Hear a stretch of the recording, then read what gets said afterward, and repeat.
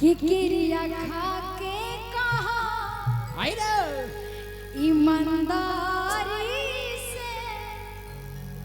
प्यार नहीं हजे तक रही कि बसबारी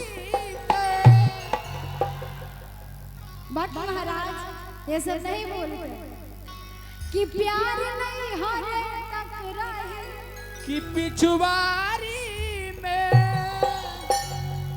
वाह एक बार चाहब कि भैया खाती तनी जोरदार को हाला कर दी जाब सब वाह कि किरिया खा के कहा हो किरिया खा के कहा ईमानदारी से किरिया खा के कहा ईमानदारी से प्यार नहीं हजे तक रही ससुरारी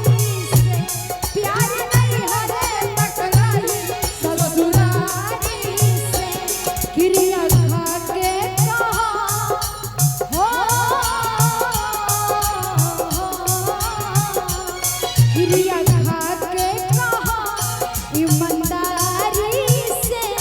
किरिया खा के कहा ईमानदारी से प्यार नहीं हजे तक रही ससुरारी से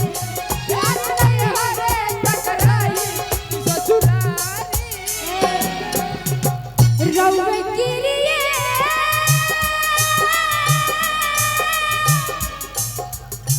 कहतानी हम रउवे किरिए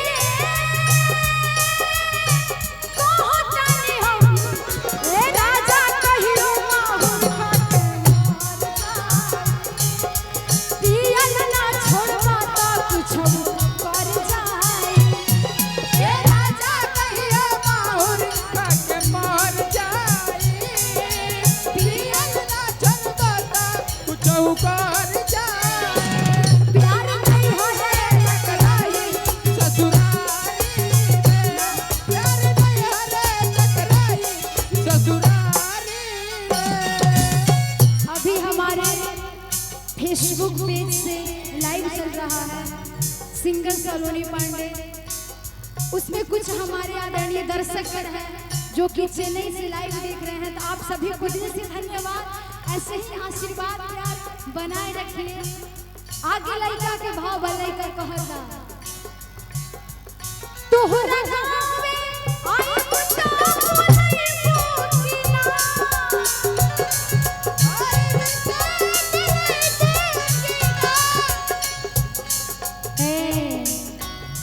लेकिन राहुल भाई लड़का के भाव की तोहरा गाँवे आई तो बोलेबू कि ना लेकिन लड़की के भाव बा कि हमरा गाँवे आई तो बोलेबू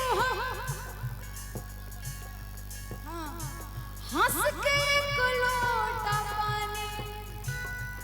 पियाएबू हम इतने ना और सुनो और का करब तहरा ला जाए लगो बाता झाकब हो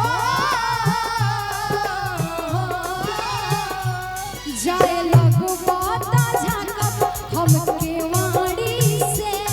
जाए लगो बाता झाकब हम केवाड़ी से प्यार नहीं हजे तक रही ससुरारी से प्यार नहीं हजे तक रही ससुरारी से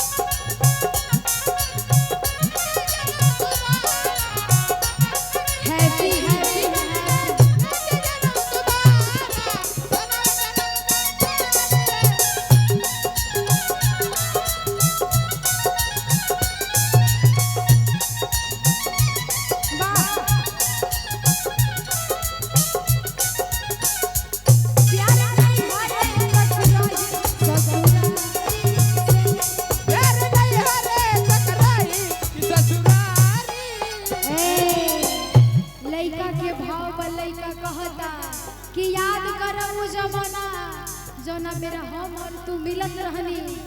अब तू 6 महीना के प्यार में 6 साल के प्यार भुला जाबो, एमे हमार कौन गलती बा?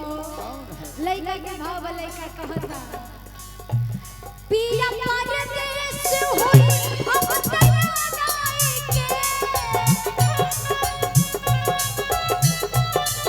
पिया परदेस होई अब तैयार आए के,